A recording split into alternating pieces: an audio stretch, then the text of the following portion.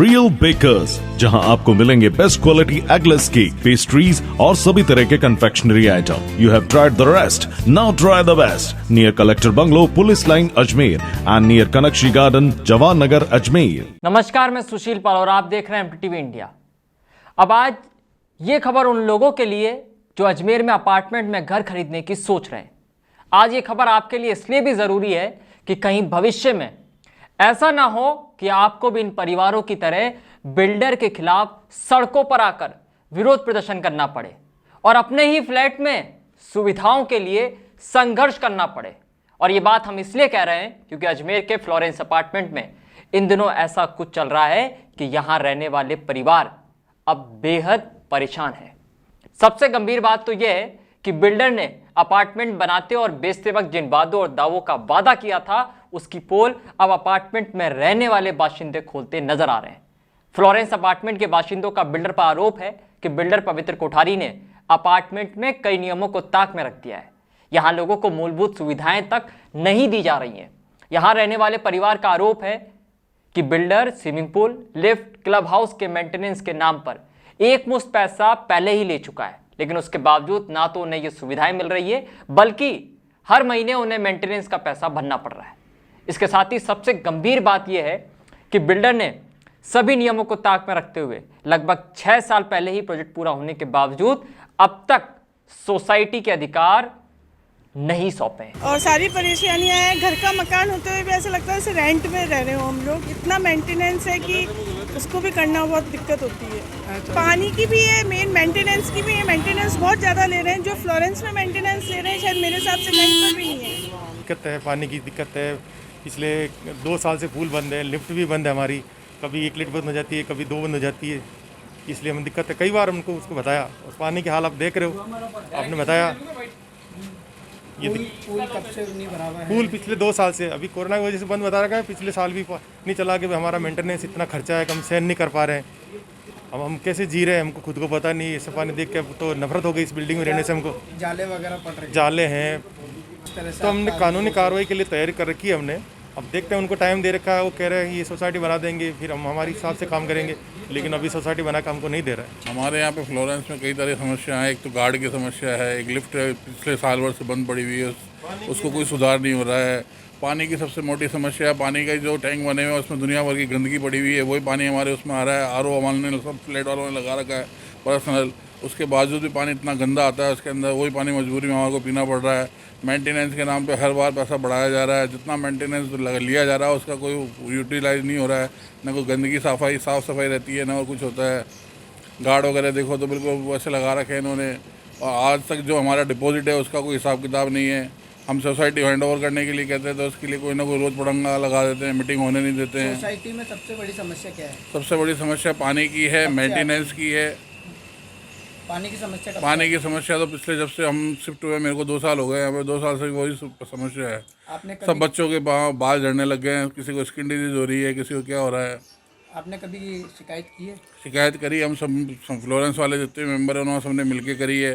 लिखित में भी दिया है उनको, उनसे पर्सनल जाकर मिले भी हैं, लेकिन अभी तक कोई सोल्यूशन नहीं निकला। सबसे बड़ी बात तो यह है कि अपार्टमेंट में पीने के पानी की बड़ी समस्या है और अब माएँ अपने बच्चों के लिए बेहद परेशान है क्योंकि अपार्टमेंट में आने वाले फ्लोराइड पानी से यहां रहने वाले परिवारों के दांत, बाल और चर्म रोग की बड़ी समस्याएं भी पैदा हो गई हैं। और यह हाल अजमेर के अधिकतर अपार्टमेंट में है, जिसका पता ग्राहक को तब चलता है जब वो फ्लैट में रहने के लिए जाता है, लेकिन तब तक देरी इतनी हो चुकी होती है कि ग्राहक को मजबूरन ऐसे अपार्टमेंट्स में रहना ही पड़ता है।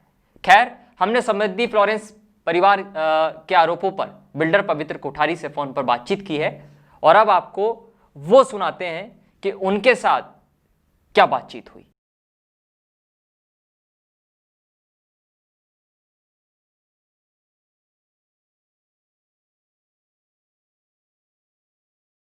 तो इस वक्त हमारे साथ फोन लाइन पर जुड़ चुके हैं समृद्धि फ्लोरेंस अपार्टमेंट के बिल्डर कोठारी जी, और कोठारी जी के साथ ही बातचीत कर लेते हैं। आखिर इतनी सारी समस्याओं के साथ समृद्धि फ्लोरेंस परिवार ने जो एक लेटर लिखा है, इस लेटर में कई तरीके के आरोप बिल्डर के ऊपर लगाए हैं। इन आरोपों में कितनी सच्चाई है और वाकई क्या सोसाइटी देने में आनाकानी बिल्डर कर रहा है या नहीं कर रहा है, इसको हम डायरेक्ट उन्हीं से जान लेते हैं। कोठारी साहब, सबसे पहले आप मेरे को ये बताइए कि आपकी जानकारी में है कि समृद्धि फ्लोरेंस अपार्टमेंट के बाहर आज वहां के बाशिंदों ने प्रोटेस्ट किया है आपके खिलाफ?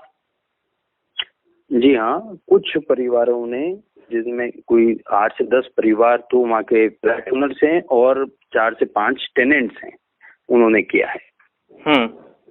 अच्छा, तो क्या वाकई आप सोसाइटी इन लोगों के हैंडओवर नहीं करना चाहते, सोसाइटी देना नहीं चाहते, जबकि अपार्टमेंट को बने हुए 5 से 6 साल हो गए हैं? बिल्कुल गलत बोल रहे हैं, हम तो तुरंत देना चाहते हैं और प्रोसेस भी चालू हो गया है उसका देने का। ये बहुत सारी बातें और लिखी हुई है, एक एक करके मैं आपको एक बार बातें बता देता हूँ और उनमें कितनी सच्चाई है वो आप बताएं तो बहुत ज्यादा बेहतर होगा, क्योंकि लोग तो जो कह रहे हैं वो हम दिखा रहे हैं, लेकिन आपकी बात भी दिखाना बहुत जरूरी है।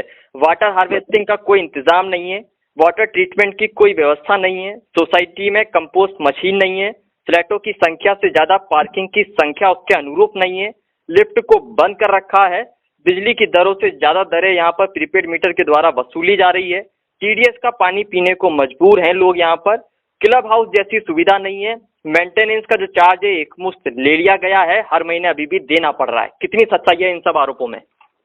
नहीं, इसका एक एक करके बताएं तो मैं एक एक का जवाब देता हूँ सर।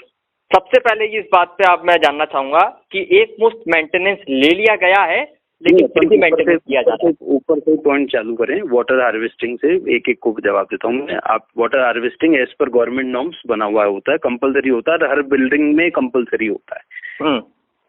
ये वाटर ट्रीटमेंट के प्लांट वहाँ लगे हुए हैं, बिल्कुल सॉफ्टनर लगे हुए हैं, बिल्कुल 100% वर्किंग में है। कंपोस्ट मशीन वहाँ पे नहीं होती है, 5000 मीटर से नीचे कंपोस्ट मशीन नहीं लगा करती है। फ्लैटों की संख्या से ज्यादा और पार्किंग की संख्या उसका अनुरूप नहीं है? नहीं, जैसा नक्शा पास है, नक्शा सैंक्शन है, उसी के अनुरूप पार्किंग की संख्या दी हुई है। लिफ्ट को बंद कर रखा है? बिल्कुल नहीं है, 4 लिफ्ट और 4 चालू है। निर्धारित बिजली की दरों से ज्यादा दरें वसूली जा रही है प्रीपेड मीटर से? कहीं भी वसूली नहीं कर सकता, कोई भी हिंदुस्तान के अंदर बिजली बेच नहीं सकता। जो निर्धारित दरें हैं जो वही ली जा सकती है, कोई भी बिल्डर नहीं ले सकता। टीडीएस का पानी पीने को मजबूर हो रहे हैं लोग, उनको वाटर सॉफ्टनर लगा हुआ है और उसी के हिसाब से जो है पानी बिल्कुल ट्रीटमेंट करके लोगों को दिया जाता है।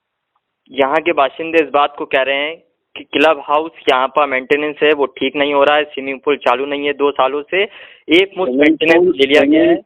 बिल्कुल झूठ बोल रहे हैं, गलत बोल रहे हैं। स्विमिंग पूल हर साल पूरी मेंटेनेंस के साथ चालू रहता है। इस साल कोविड के नियमों के तहत स्विमिंग पूल को बंद रखा गया है, बाकी कभी भी स्विमिंग पूल हमारा बंद नहीं रहा है और पूरी फिल्टर प्लांट के साथ में, पूरी मशीनरी के साथ में चालू रहता है और सिक्योरिटी के साथ में चालू रहता है। इस सोसाइटी के लोग एक बहुत गंभीर आरोप आपके ऊपर ये भी लगा रहे हैं कि ऑफिस में आपसे मिलने के लिए वो आना चाहते हैं, बातचीत करना चाहते हैं, लेकिन कई मर्तबा उनको अभद्र व्यवहार कर लौटा दिया है, वापस सोसाइटी देने से मना कर दिया है। बिल्कुल गलत बोल रहे हैं। इन तमाम आरोपों में कोई सच्चाई नहीं।